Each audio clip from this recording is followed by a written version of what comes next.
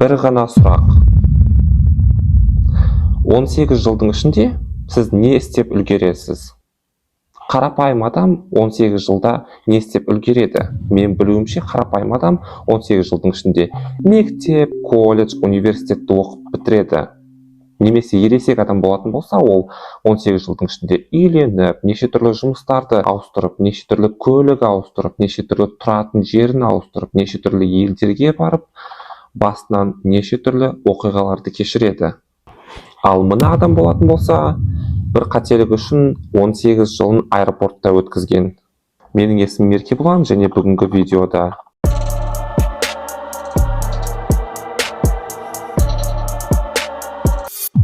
1988 жылы Иран азаматы Мехран Насери Ираннан Париждің аэропортына ұшып келеді. Сөйтіп ол таможняға жақындап, қалтасынан паспортты алайын десе, қалтасында паспорты жоқ. Сөйтіп ол жүрген жерінің бәрін іздеп шықса, паспорт еш жерде жоқ.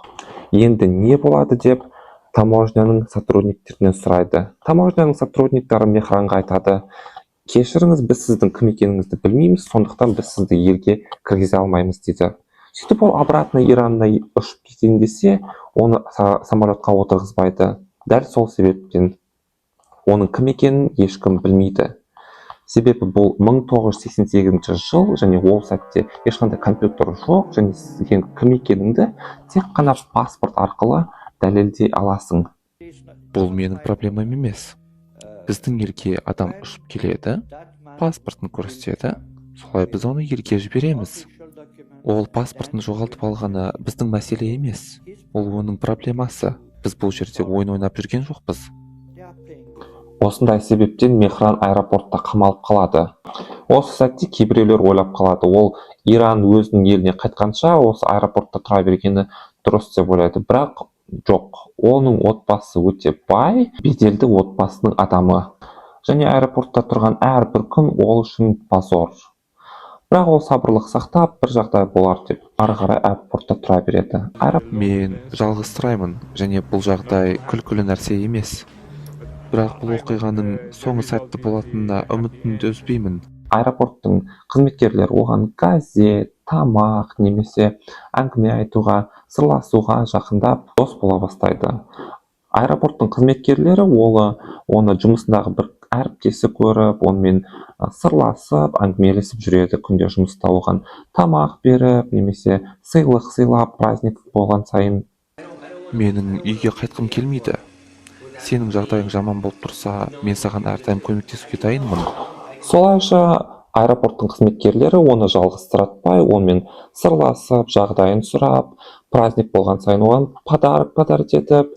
Ол қарапайым адамдар секілді азанда жуынып, Макдоналдстан таңғы ас ішеді. Макдоналдстың да қызметкерлері оның досы болып кеткен. Және үзілістегі аэропорттың басқа қызметкерлері онымен сырласуға келіп тұрады. Тек жарағын апарып беріп, аэропорттың сотрудниктары оны жалғызсыратпайды. Тек жұмыстағы бір коллега сияқты көретін болады.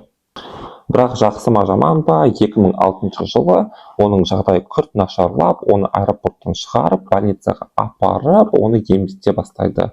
Ол 6 ай бойы емделіп, сосын барып ол елге жіберіледі. Солайша ол ауырғанның кесірінен жолы болып, елге жіберіледі. Ары қарай ол беженец болып өмір сүріп кетеді Парижде. Және Мехранның бұл басынан кешкені өте танымал история болып кетіп, бұл жайында тіпті фильм түсірілген болатын. Соңғы кездері Мехранның өмірінде режиссерлар мен журналистер көбейіп кеткен болатын. Тіпті әйгілі Стивен Спилберг те DreamWorksқа арнап фильм түсіріп кеткен болатын. Бұл фильмде біздің Мехранның рөлін Том Хэнкс ойнайды. Және бұл фильмде Мехранның өмірін өте күлкілі қылып көрсеткен.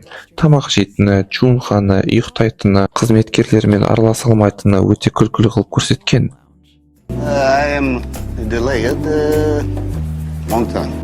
Бірақ шын өмірде оның жағдайы күлкіліге ұқсамайды да.